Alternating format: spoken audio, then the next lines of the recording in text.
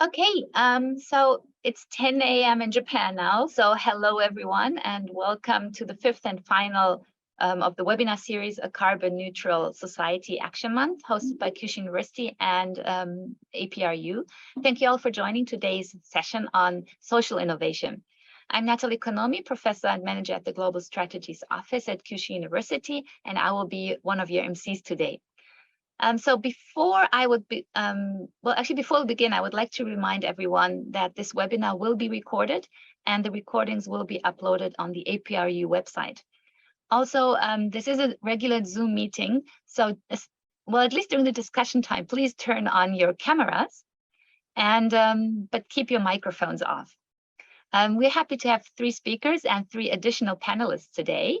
And as you all know, this webinar series it's always very compact and short, and I hope it leaves everyone with this feeling at the end. We want more in the end. So yeah, time-wise, it's a little bit restrained. And I would like to introduce our today's presenters and panelists in order of appearance. So I'm honored to welcome Johan Lawrence from Kyushu University and Kuntita Tamwatana from Chulalongkorn University, Yanto Chandra from the Hong Kong Polytechnic University, Adrian Kwa from the National University of Singapore, and Pachanita Tamyong-kit from Chulalongkorn University, and Iha Wu from the National University of Singapore. So thank you to all of you for joining today. Again, I would like to invite everyone to join our discussions later on actively. So if you have questions during the presentations, which will be 3 presentations, 10 minutes each, and a panel discussion, of course, please feel free to write any comments and questions in the chat at any time. Okay, so I will now hand over to Professor Johan Lawrence, Vice President for International Affairs at Kyushu University, to give some opening remarks. Jan, please. Thank you very much, Natalie. So I'm very pleased to be able to join this 5th week of our webinar series with APRU. And as a reminder, it's just a carbon neutral society is our topic for this action month. And today's theme is social innovation. Now, I realize that there are many different definitions around on the topic of social innovation. But here, we want to talk about social innovation as a process of creating and implementing effective solutions to complex societal and environmental problems in order to advance social progress. And so ultimately, when we try to create a carbon neutral society, we need to connect between the science, the technology, and society. And so this means that solutions require active collaboration among stakeholders in government, business, and the nonprofit sector. And so in one word, it really means we need to achieve outreach. And I think we have a great lineup today with our speakers, and they will talk about different aspects of how we need to do that outreach, including in education and sort of connection between business. So in this session, essentially, we have panelists from a variety of fields sharing their perspectives on the importance of social innovation. And so this has the emphasis on education and governance. And we will aim to discuss effective approaches toward moving toward a carbon neutral society. And so that means our panel discussion will cover a variety of social impact topics. And that includes next generation learning, responsible leadership, and may touch on specific topics. Now, our time is very short. We have 10 minutes for the 3 speakers. So without further ado, I would like to ask Puntita to get ready for your presentation. Let me share my screen.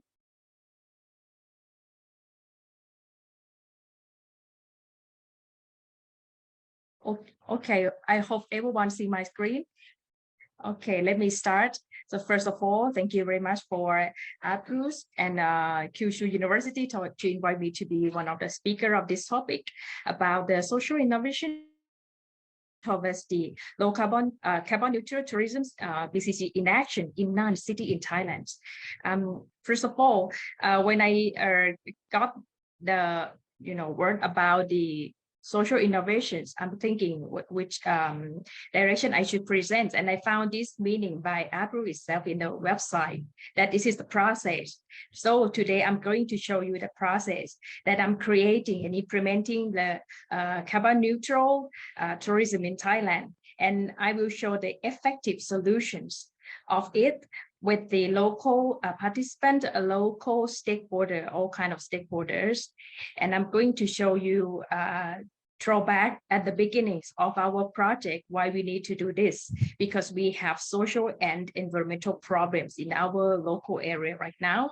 So let's see how is the social progress right now in Thailand. Firstly, this is the case study that located in the northern part of Thailand. Take a look in the map of Thailand here. This is Thailand, and the red part is the Nan province. Northern part of Thailand, mountain area, 85% mountain area. So you can imagine just only 15% left for the land for the human sustenance. So that's why there are a lot of farmers. Human settlements has a human settlement, had a community and their occupation in the North Mountain. So in the picture, lower right-hand side, you could see this is North Mountain in the current era. We have the problem of deforestation. People burning doing their rotation crops, and this is monocrop to under the contract farmings. So they clear the land or has an open burning, clear the land, and it's a cause of the air pollutions and a flood and landslide in the rainy seasons. So it is cause a lot of environmental problem there. And on the left-hand side, you could see not only in the North Mountain that they have the resources, but they also have the local and the social resources as the heritage, cultural heritage, traditionals, and the good sceneries and the architecture. So a lot of people visit there, especially domestic tourists visit there for tourism. And this is very small town, So with that big amount, number of tourists, so it is difficult for them to manage the tourism waste. So there are a lot of waste, and the landfills are going to be full. So it's very expensive to transport and logistic the waste in that mountain area. So this is the social and environmental problems in this area. And what is the social innovation on this that we can work for them and we can do for them within our research?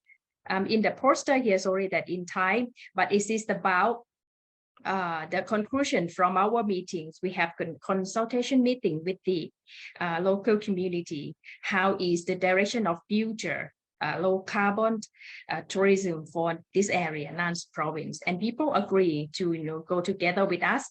So this is the list of our active collaborations with all collaborators, all stakeholders like government, business, community and community enterprise, farmer, and as us university, we have MOU between Nan Province and Chulalongkorn universities, and also we have a collaboration with non-profit sectors, groups, or any clubs in the province. And what we are doing, let's see the process. First one, we just visit them, have a field survey, transit walk, and participatory observations in all urban and rural area, all kind of stakeholder, shops, farmers, recycling centers, and of course, governors, municipalities. And next, when they understand what we are going to do, we arrange some kind of focus group discussion, brainstorming, interviews, online meetings, all kind of make mutual understanding on how we are going to build these new social innovations. And then we broadcast our doing on the social media by using the Facebook page of Nan Low Carbon Tourism. You can visit for more information in this QR code in our progress of work. And once people understand that we are going to do this, so they kind of help and be a partner of the project. So we arrange the collaborative data collecting and survey together. So the social innovation now emerging by the process of doing together, that it's never happened that low-income people or local communities or the entrepreneur help doing a research on data collecting baseline data on the waste after the meeting market at night. But now we got a lot of information from the local stakeholder that is can be called social innovation. And also not only small groups, each group of stakeholder, but also we arrange some kind of public hearing and consultation meetings, a formal one that need to have the same direction together in the whole province on moving forward on the low carbon or carbon neutral tourism in the province. And we got a good feedback from them. And this is the process we take actions after we got a lot of participatory actions. This is some of example that we arranged, like some kind of collaborative actions, like a few surveys together. We have a trail on some practice together, some campaigns, that some products that was launched, or some trips that we launched in the local community, in the market or in the shops. And finally, we ask them to send some feedback or build in some information feedback, or we analyze data together, or ask them to recheck, or ask them to give us a knowledge from the local. We came from academy, but yes, we should have some mutual tribal knowledge. Then we found some solutions that can be effective solution, and we distribute some kind of knowledge sharing or some practice posters, green tourism map, green tourism programs, and safety tourism standard brochure, or some catalog, or some guideline, and some kind of practice equipment that they can continue to do this social innovation in the future after the research project was finished. And this is all the process that we are doing. And the effective approach that I mentioned to review at the beginning, we call a BCG in action. BCG economy means a bioeconomy, circular economy, and a green economy. What is behind this story? I would like to show you in the next page. This is the conclusions on what we are doing, a carbon neutral tourism. We have a low carbon products, a lot of products that made by the social innovations, action, and active groups of the community. And we have a low carbon market that behind we has the good participation with the all shop sellers and the community who taking care of waste management in the night market. And we have low carbon menu that we tackle with the organic farming groups of farmers. And we have low carbon hotel that all entrepreneurs in the province, they started to highlight this direction, so they became to make their business to be more environmental friendly. And finally, low carbon tourism routes and activity. We combine all interesting story in the map that we can show to the sister, that you can experience this new social innovation and new trend of business in the local area by follow this map. So that is the conclusions. And the last one, I think we should reflect our doing in the SDG goal and indicator. So this page, I just would like to show how many goals and indicator that we tackle with this project. I think it's about the times that I took 10 minutes. So now this project is keep on moving.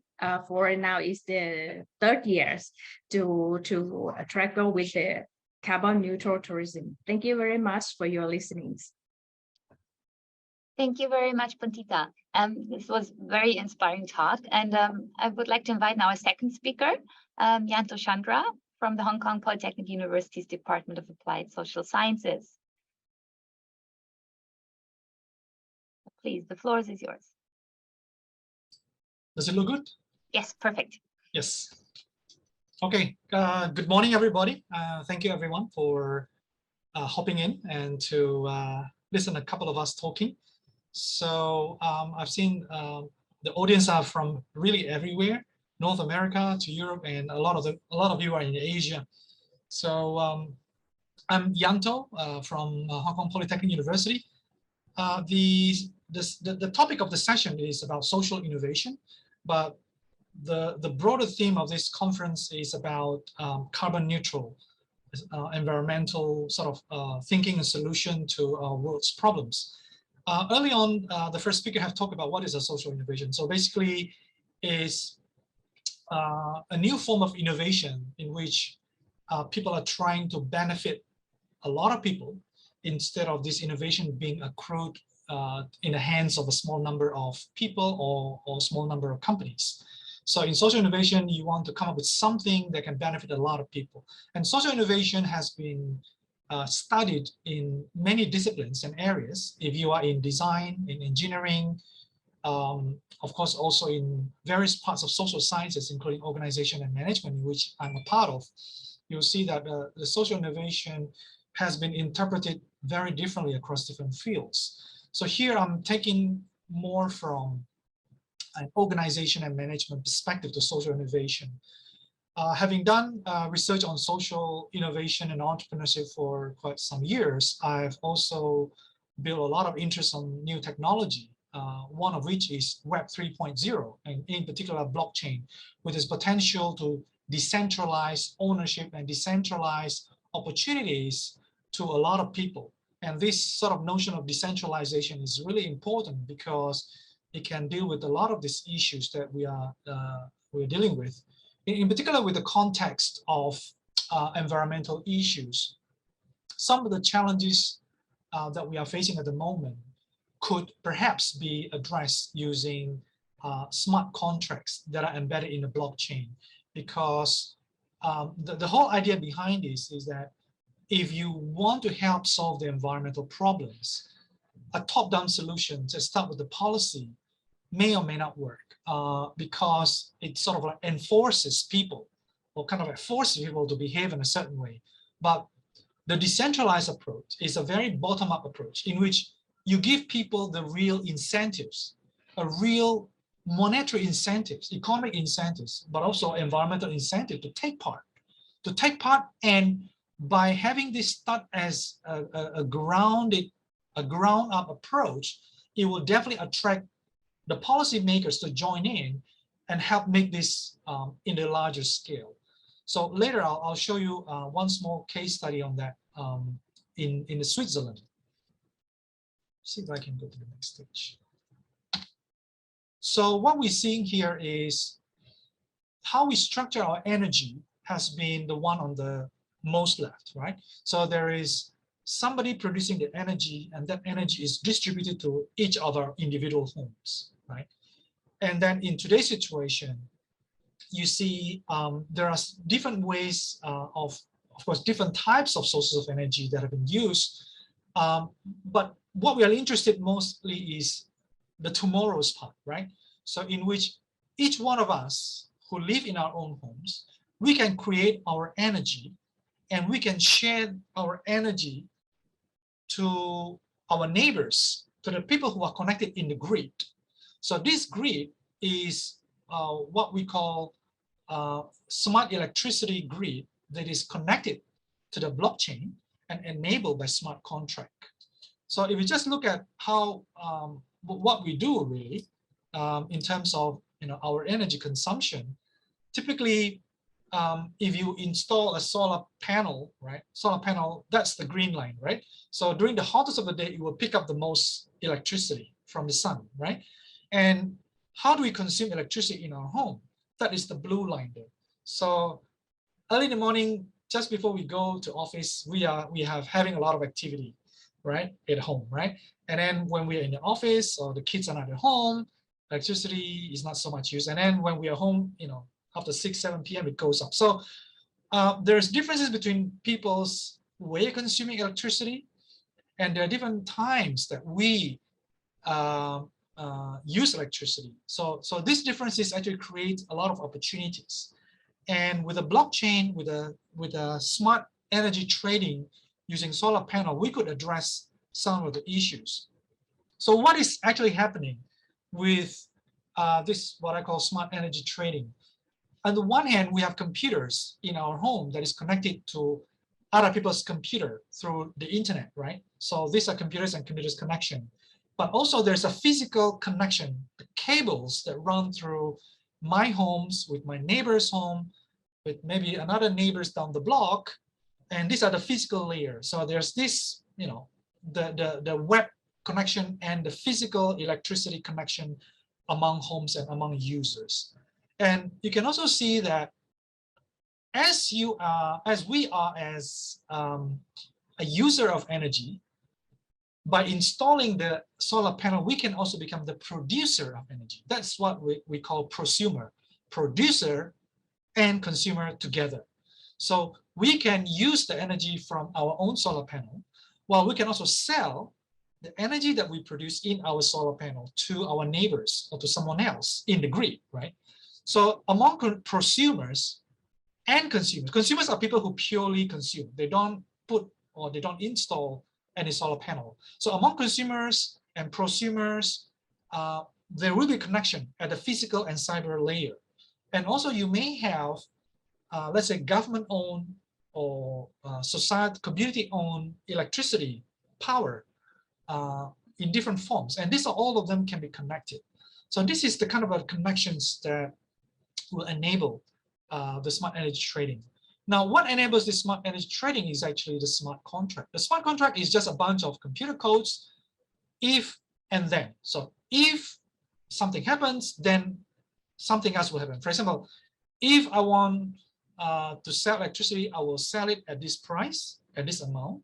If I want to buy electricity from someone else, this is the price that I'm willing to accept, and this is the amount of that I'm willing to accept. So the smart contract will execute everything automatically without having a person to click the buttons in between, because this will be a very difficult task to do for anyone to control in between. That's why it's called decentralized.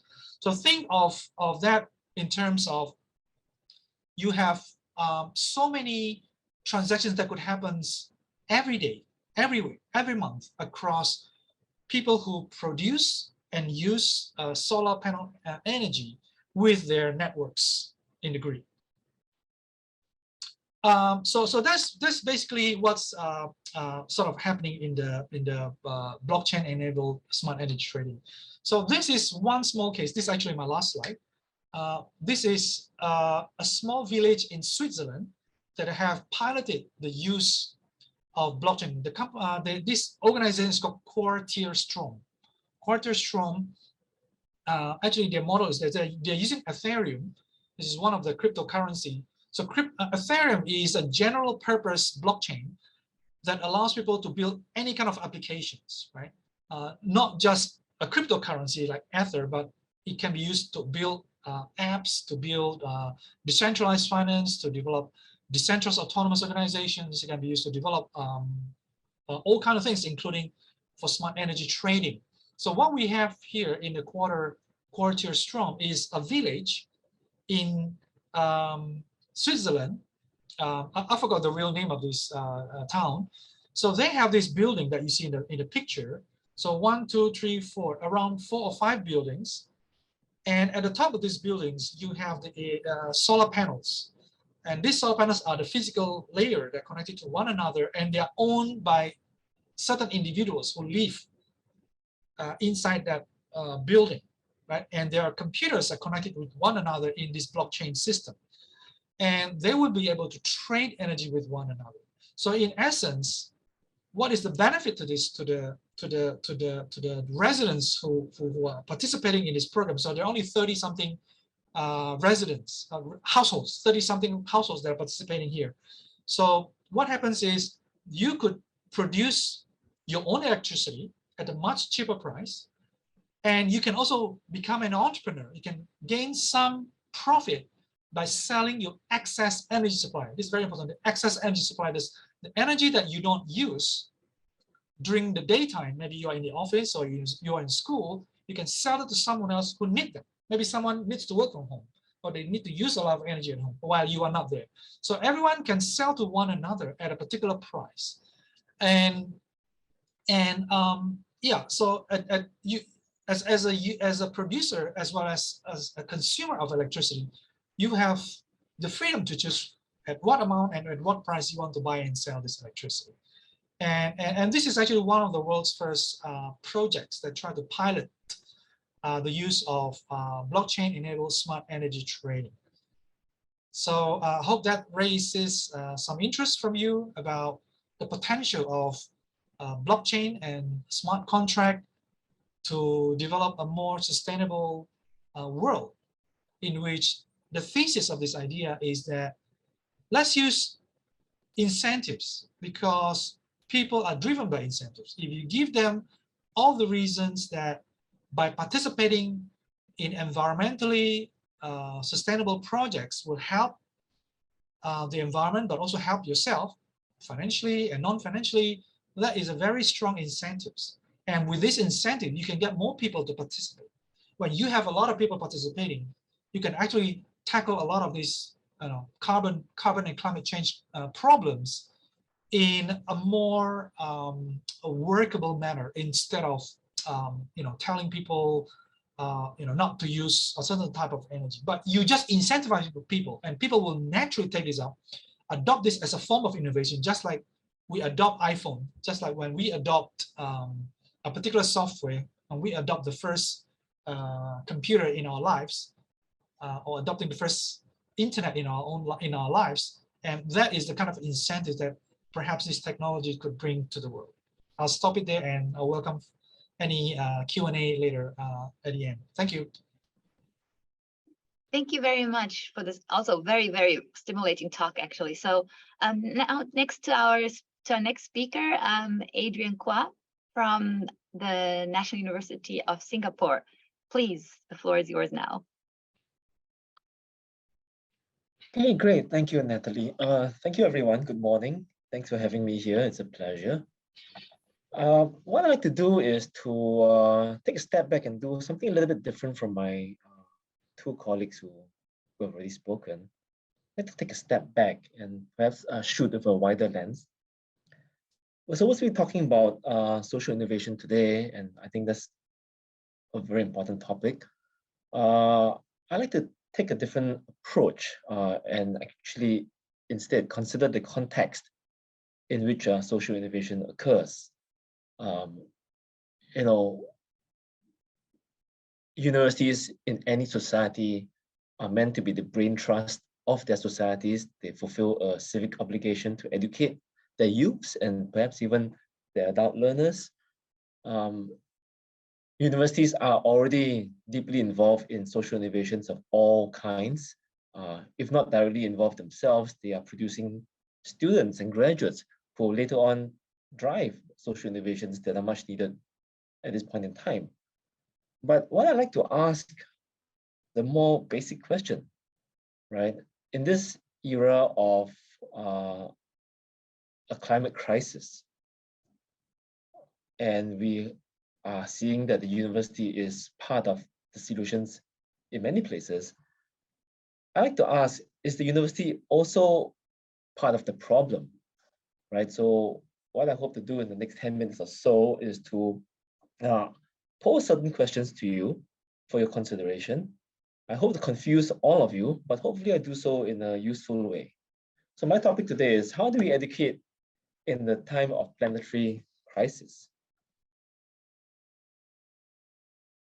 So let me begin by asking a question. What comes to mind when you think of the university? Do you imagine something like this? There's a picture of my university, NUS, and I think that's a picture of Kyushu University on the right. Is there something that comes to mind? A particular place with a particular look and feel to it? Or perhaps you imagine something older, even grander, right? The legends of higher education, if you will, Harvard and so forth. Or maybe something even way older. When you think of the university, you locate it in the longer durée, you think of the medieval university, where questions asked are not the questions that we confront today in STEM disciplines, but perhaps something more philosophical, maybe even metaphysical. And what about the people in the university that we imagine? Do we visualize something like this? I suppose that in many brochures across the world, in whatever university, you're going to see pictures something like this, right? They tend to be very young. They tend to be very beautiful people. And you have the obligatory pictures of the lab, the library, the lab work and collaborations, the arts and sciences existing alongside. And of course, you have the lecture theatre. But what if the university of the future looks nothing like that? And in this time of a planetary crisis, where we really do need to reimagine a whole range of things, a whole range of institutions within society, what might the university of the future look like? And more importantly, when we try to reimagine the university, do we tend to do so in a conceptual and contextual vacuum? Right? Let's bear in mind that right now in 2022, we are now trying to reimagine the university just as we're emerging out of the COVID-19 pandemic, even as we're careening into all manner of crises, geopolitical, war, poverty, environmental, and so forth. Even as many people are grappling with the so-called new normal, how do we reimagine the university in such a contextual vacuum? If you take the COVID-19 pandemic as my starting point, we noticed that many things were upended over the last almost 3 years, right? Not only did we have plague, pestilence, now we have war, and you scratch your head and you wonder, okay, what's next? So what I like to suggest that, perhaps we are facing so many waves of crisis, and it's almost inconsequential or irrelevant what manner you sequence them in, because if they hit you in quick succession, the practical effect of the impact is that they are all simultaneous. So where are we now? Well, it's an open question.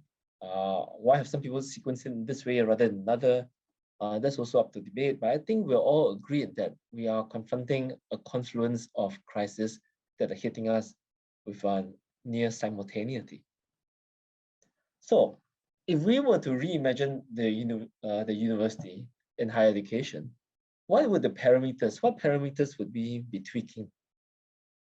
So I like to borrow from the great population economist, Thanos, and I'm sure we all remember the Marvel movies from the last 2 years, the Infinity Stones. In the Marvel comics, the writers imagined that there were 6 dimensions to the universe, and perhaps I would suggest to you that there may be 6 dimensions to the university if we've understood it.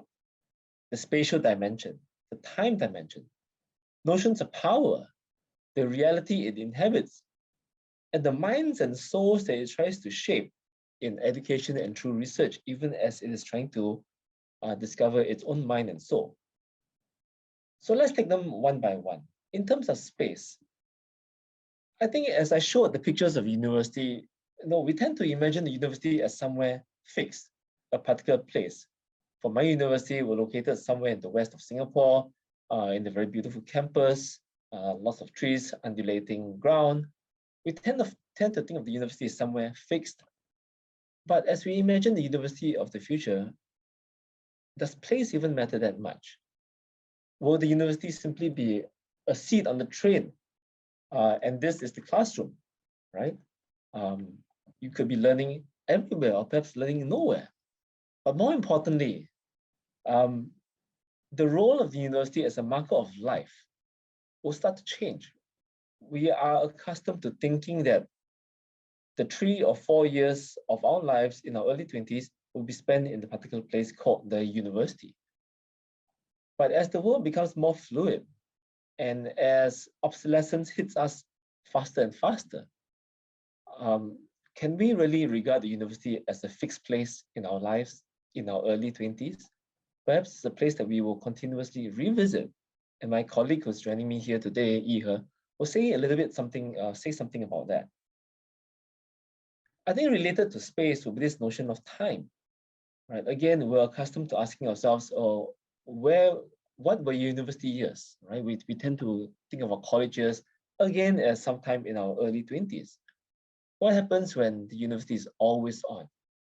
I think the last 2 years during COVID gave us a hint of what an always on university would look like. Learning on your own time, at your own pace, on your own terms, at the location of your choosing, will destabilize our notions of time as far as the university is concerned. I think this third dimension is also very important because the university as an institution and a social innovation in its own right, in the grand historical perspective, has always been driven with power. We are a concentration of knowledge, and as Foucault said, knowledge is power.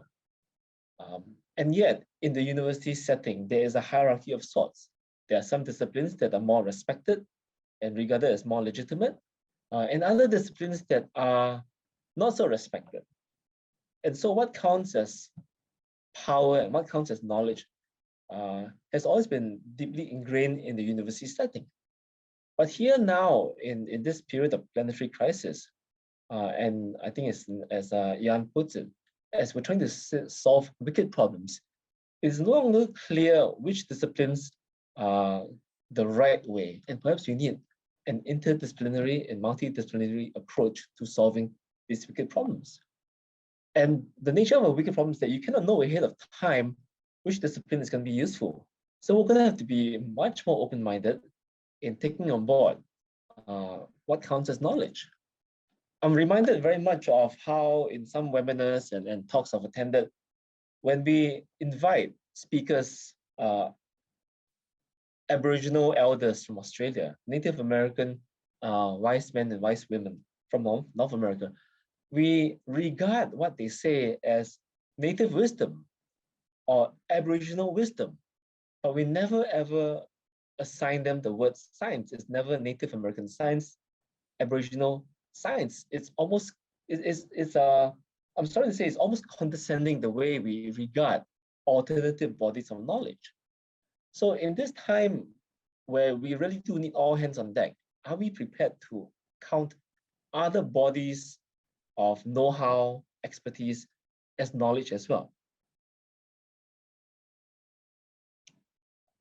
On the dimension of reality, and that brings me back to the question I posed, are we as a university, as an institution of education, part of the solution or part of the problem? Yes, and I'm sure if you go to any university website, you'll see many of the programs and projects proudly on display, trying to mitigate climate change, provide for food security, mount defenses against rising sea levels, and all of these things are important. All the technocratic solutions that we put forth are important. And if no one else, if the university doesn't do it, I struggle to imagine who else is going to provide these solutions.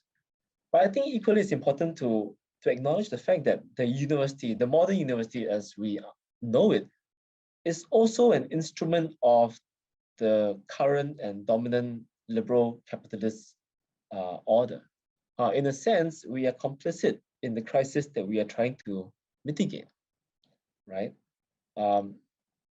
To what extent do we, in fact, reproduce the problem because we continue to educate the same way, teach the same things in more or less the same way, and all the while we are existing quite comfortably within a paradigm which provides for the university, and at the same time, the university also reproduces the status quo.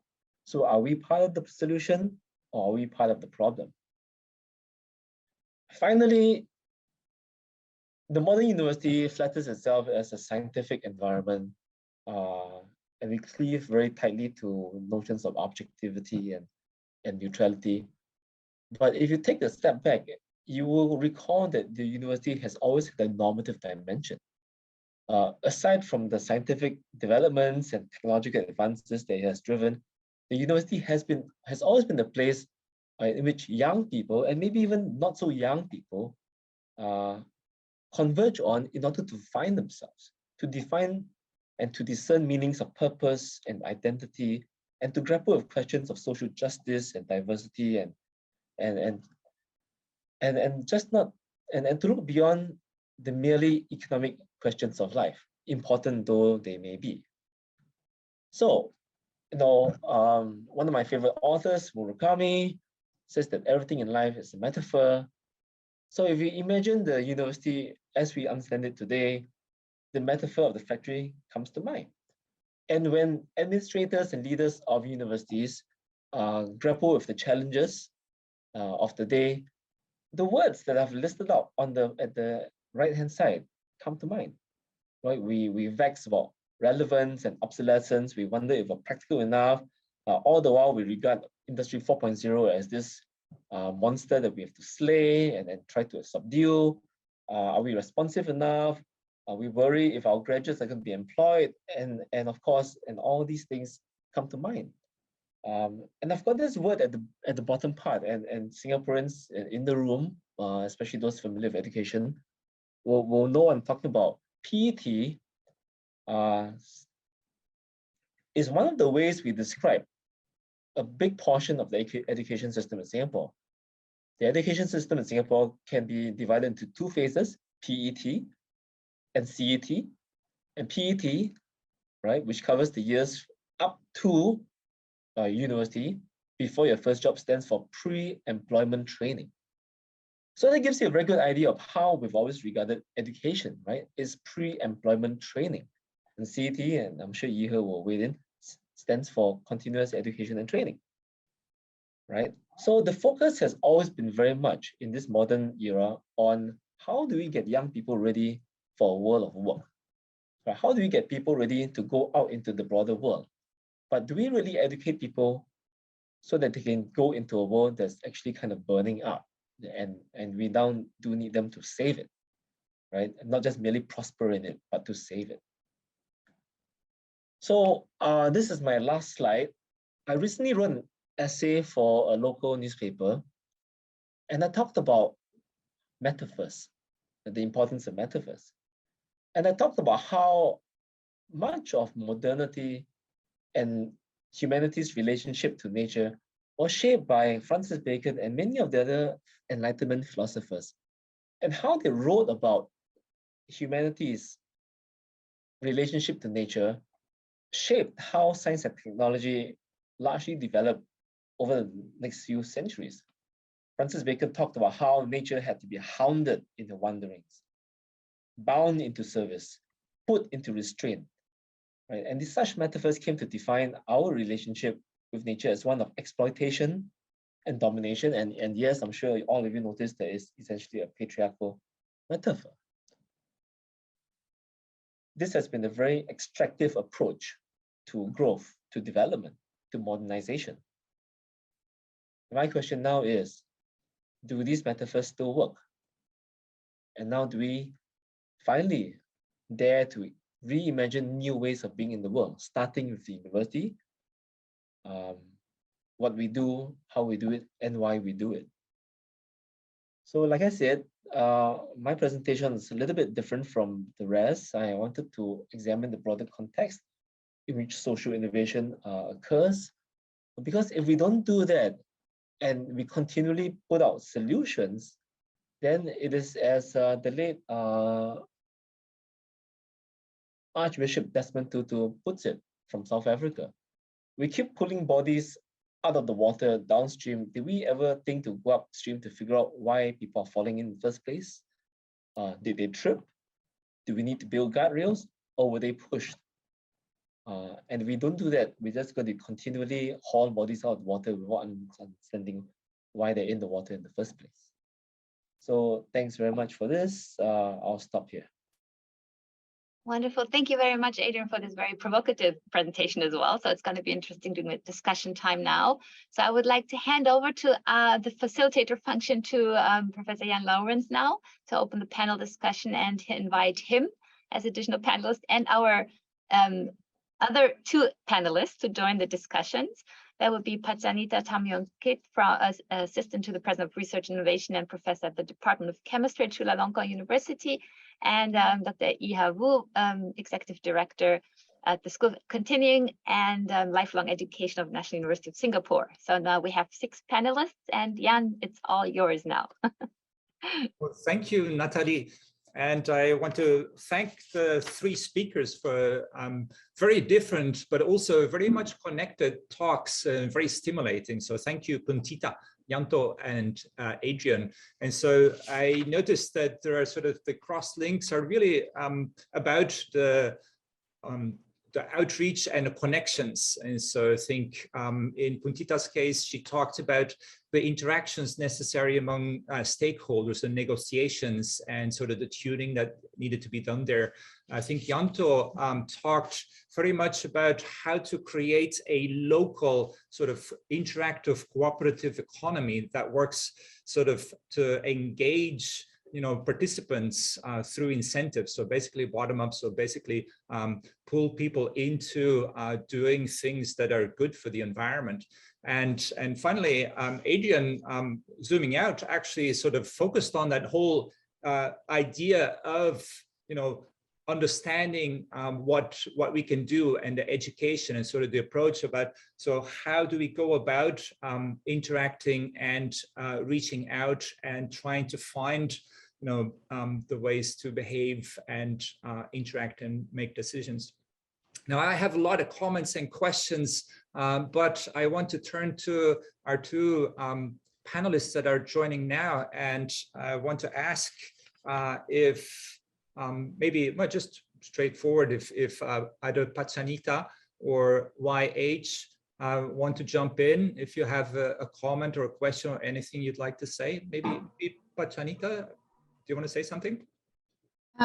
Yeah, a little bit, because the talk today is really interesting, and then I have a lot of notes that it brings very important message, because as a scientist, we are very busy in making a new technology, and then we keep wondering why it never be used, some of them, and then we are waiting, and now we can see that the scope of the study, like in the scientists, for the scientists, is not only seeking the new source of the renewable energy anymore.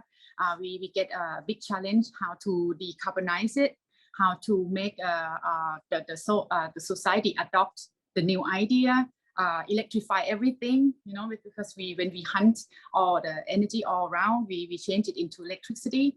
And now how to do the carbon management. And then Yanto just touched that perfectly, because to make the new technology worth investing or worth using, we need the management of the energy. We need something like what he just said, like the blockchain will connect everything, not only the people in the community, but also connecting, make a big networking of the technology together. And then when the technology is more and more used, more and more investment will be, because the pressure now is not only to the investor, but also to the government, because in many countries, like our country, I think Pantita totally agree with me, because in Thailand, we need a lot of infrastructure. And then the biggest infrastructure is the community, the society.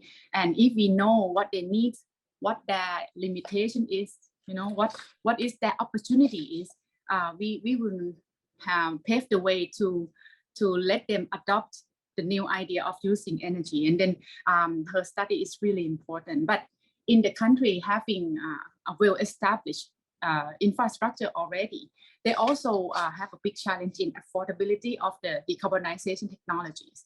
And then now Adrian just touched that perfectly too, that how do we educate people to get the research in not only in science but also in social science in a good timeliness, to answer the right question, to serve the right pain, and then to fill the right gap.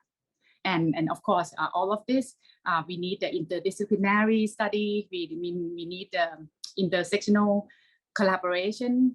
And of course, we don't need, not only the university is not the only place we can learn, and a session like this is very useful, and the discussion will be useful to create a new idea and exchange. Thank you. This is what I can think of at the moment. Great. Thank you very much. So YH, do you want to give your impressions or any comment? Sure. No, I liked how Dr. Pachita ended off, right? That it's about asking the right questions. And I think that's also what we're trying to do here in the National University of Singapore, as my colleague, Dr. Adrian Kwan mentioned earlier. So I think it was mentioned that I work at the School of Continuing and Lifelong Education. And it's not a coincidence or a play of words that we ended up with both continuing education and lifelong education in our name. Very often people see it as synonymous, right? That lifelong education is really what happens after your undergraduate education or whatever the pre-employment education phase of your life is. But for us, we sort of look at it as two completely different things, right? Lifelong is literally what happens from cradle to grave, whereas continuing education is really what we're doing just to keep you employable and help you to be a good national resource, right? And a good economic resource to your country. So when you look at lifelong education, and I think that's a little bit of where, we think that there is an opportunity to impress upon our young, right? That there is more than one way of looking at the world and more than one way of answering the questions that the world is throwing at us right now. And we've started to experiment with intervening in the pre-university years, going down to high schools and developing programs for them that ask the big questions of our times, right? To showcase the grand challenges of our times. It can be on sustainability, poverty issues, aging. It's really all connected, right? But for every one of these big problems, how do you ask the right questions about solving it? And asking the right questions on solving it takes an interdisciplinary lens. And when we take an interdisciplinary lens to solving a problem, suddenly we realize that we are all connected, right? That no one knowledge or one power trumps another. Everybody has got equal footing at this table to solve the grand challenges of our times. And if we have one idea to be subservient to another, then you're not going to get optimum outcomes. And that's kind of in a short 3-day, 5-day program, an idea that we try and seed with the kids before they get tainted by the modernity and push for productivity that the rest of us have to endure.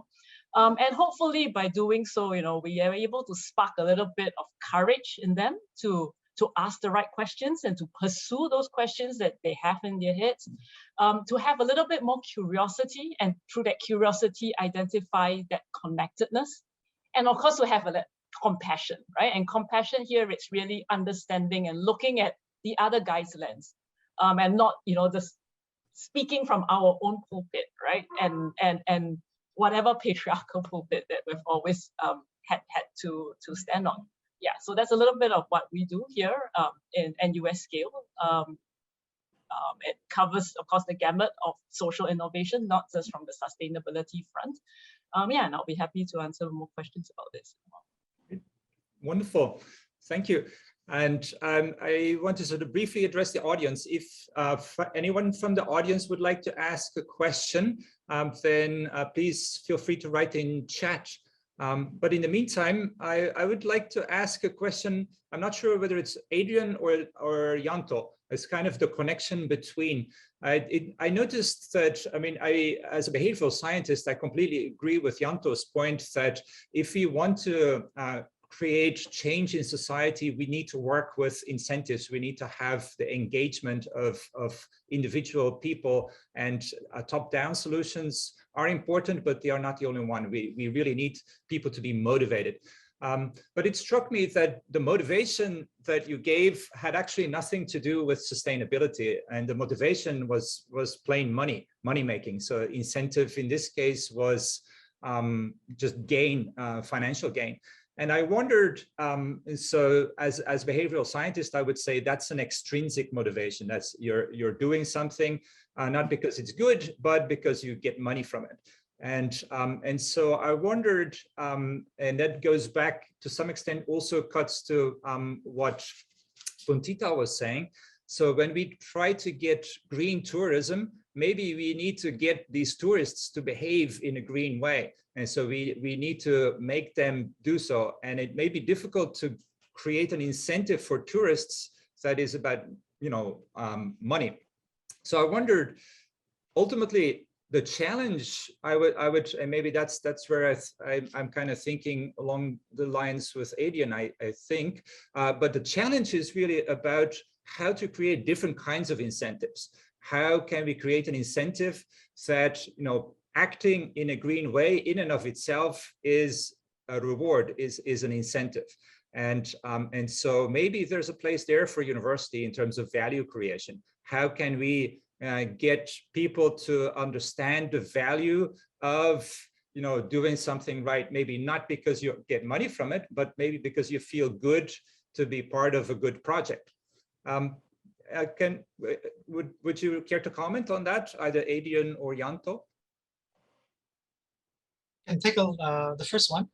Okay. I think it's really interesting whether engaging people to participate in this kind of smart energy trading will be purely based on extrinsic motivations, such as you can earn some money. But I do believe that humans always have both of these intrinsic and extrinsic motivations, right? Because I think, to be honest, this thing is so new that we don't even know how much money a person can get a month from installing the solar panel and joining the smart electricity grid. Let's say if we don't have the data. Let's say if the amount of money that one can earn from trading this electricity panel is only like 5 bowls of ramen or 10 bowls of ramen every month, which is not much, right? But you do know that this has a lot of environmental implications in terms of getting people to be more sensitive about how they use the energy and to support environmental causes. So I think there's also a lot of this intrinsic motivation for them to feel to be a part of this movement to save the world, save the environment, and also there's also a sense of pride within themselves that they are not just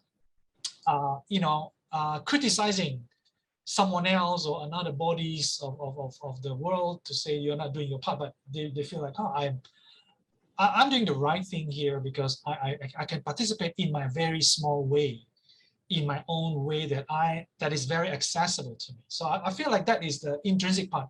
Of course, if you couple that with some extrinsic part, so I think that give a little bit more motive, because I think to install this, I don't know how they really work it out, whether the residents who participate in the program, whether they need to chip in their money or not, and how much they need to chip in.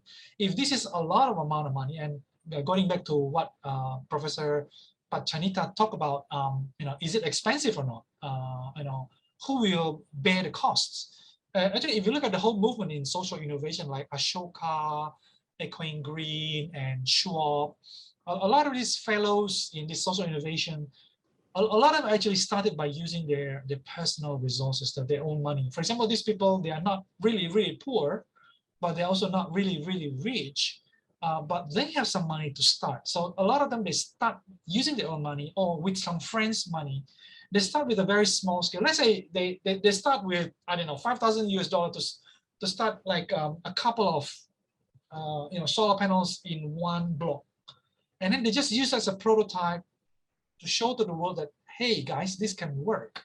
Mm-hmm. And this can incentivize people intrinsically and extrinsically to take part. And then once this is starting to show some results, they can also measure people's sustainability orientation and their psychological stuff about how they are supporting the environment or not. And then this can help them to gain some other funding support. It can be from government grants, it can be from big companies that have a lot of corporate social responsibility budgets that don't know how to spend this money, but you have shown that your pilot project works, and these big companies are very happy to give you this money, and this money is usually very big amount, and they just don't know how to spend it wisely. So I think it's a lot of it. This is why it's so interesting, because it is a very open canvas for us to paint, for us to create, to make it in a way, to shape it in a way that it can work. That's why it's still in a very early stage and very exciting to talk about. Yeah, brilliant. Thank you. Adrian, did you want to comment on that, or Pachanita, or anybody? Just feel free to chip in. I don't want to be Sure. No, that's a great question you posed, right? I recall reading some time back in the obituary of the late biologist Edwin Wilson. He was quoted as saying, we're at this point of development, he talked about humanity, we have godlike technology, but we have a Paleolithic ethical mindset. We talk about the extrinsic and the intrinsic, or the exterior and the interior, and sometimes I think we draw too stark a dichotomy between the two. I think they are more closely related than we think. And just like in an economic crisis, all correlations fly to one. I think as we confront this planetary crisis, then extrinsic and intrinsic will start to converge on each other. But I do take a point, and I think we do acknowledge that when we talk about education in the formal sense, we've always emphasized the technocratic aspects of it, the exterior aspects of it. We will produce you as an economist, a physicist, mathematician, a technologist, what have you not. But as to the interior dimension of forming a person, right, a person's value, not to moralize to that person, right, not to imbue in that person how you should think, but to provide that person a vocabulary with which they can discern for themselves their own belief systems and value systems. We've tended to shy from that. We've assumed that someone else will take care of it. And perhaps in our education systems, a lot of the interior aspect now is to catch up to the godlike technologies that we are producing. Great, thank you. So I can share a little bit. Then when I listen to Yanto and then now from Adrian, it's remind me about myself in the past. And now this is something I always tell my student, that when you have to work in the energy field, you from now on you will feel stupid all the time, because when you have to because I'm a chemist, I make a new compound, new molecule, but to make it work in the solar cell, for example, we need to work with lots more people in the scientific field. And then when we talk to them, they look at us, what you're talking about, And then now I'm scientist. I just mentioned before we have this meeting that I just got invited by the company, the real company. I'm in the university all the time to be advisory board. I feel stupid again, because I'm a scientist working in the lab, in the new frontier. Everything is possible, but it's not in the real world, in the market. The government having this support, And then when I talk to Pantita about her research, in the society, I feel stupid again that what you're doing seems easy, but to formulate the whole protocol she just give a share to us is not easy. So I from now on in the university, I tell the student that, hey, you if you feel you are very smart, you are not in the right direction. You have to feel stupid every time because it's open the way for you to learn, and then to open your eyes, and then to contribute. Yeah, right. This is what I want to say. I love that very much. Feeling stupid is now my default setting. Yes, it reminds me of Beckett. It says fail better every time. Just fail and fail better. But at the same time, we have only 4 minutes left, I was told, and so we do have to finish absolutely on time. And so I think I would want to hear one more time from either, or hopefully both, from Puntita or YH. Please, if you have something you want to add on the comments and discussion that we had so far, so please do.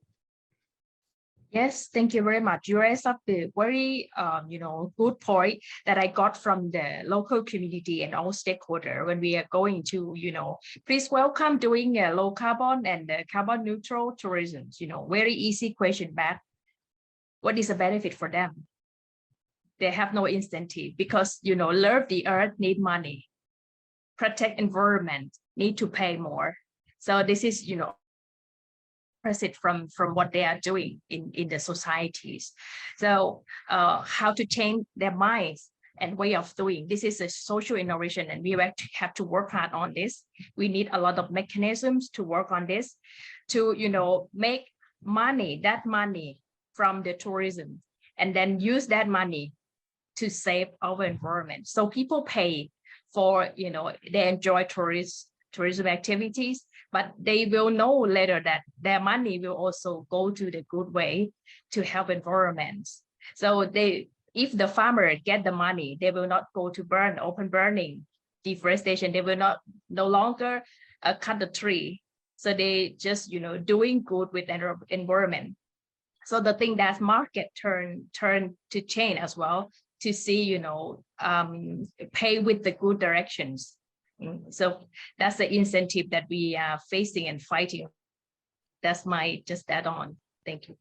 That's great. That's wonderful, and it totally makes sense. So it does both, like actually sort of the intrinsic and extrinsic. Maybe YH, I'd love to hear one more time from you. Yeah. So no, I thought it was rather ironic that we went from talking about incentives and things, and then moving from that into talking about fail better, right? Because failing means no incentives, right? In most cases. I was just recently talking to our CFO, right, oddly enough. And the conversation was, well, why do we have so much incentives, right, for gains, right? Helping schools earn more money and things like that. But what about preventing losses?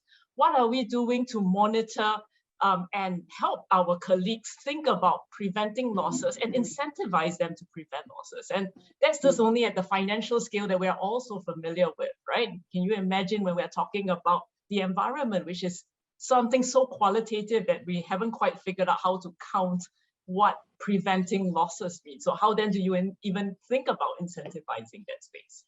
So yeah, that would be my last thought. Yeah, actually, that's an extremely important point, and it kind of connects to the whole idea of loss aversion that has been sort of a big topic in behavioral economics. And something that can motivate people is actually the fear of losing something.